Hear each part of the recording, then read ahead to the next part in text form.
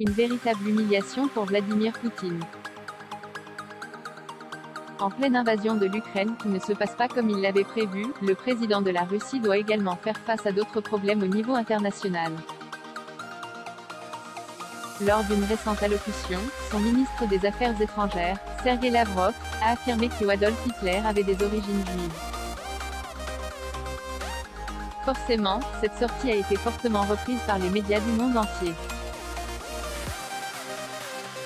Et en Israël, cela a fait grand bruit. Ainsi, dans la foulée, le Premier ministre israélien, Naftali Bennett a fustigé les propos de Sergei Lavrov pour avoir dit que Hitler avait des racines juives, décrivant ces remarques comme un mensonge impardonnable qui dédramatise les horreurs de l'Holocauste nazi, lors duquel le Troisième Reich a supervisé le meurtre de 6 millions de juifs, principalement dans des camps d'extermination.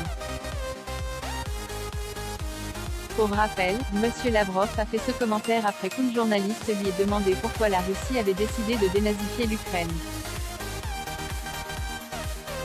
Le ministre russe des Affaires étrangères a affirmé qu'Hitler avait des origines juives pour arrondir les angles dans ce contexte international très tendu. Vladimir Poutine, plus que jamais décrié pour les crimes de guerre que sont en train de faire son armée, a décidé de prendre la parole. Et le moins que l'on puisse dire est que ce dernier n'a pas pour habitude de s'excuser, malgré plusieurs horreurs dites par lui-même ou son gouvernement autocratique.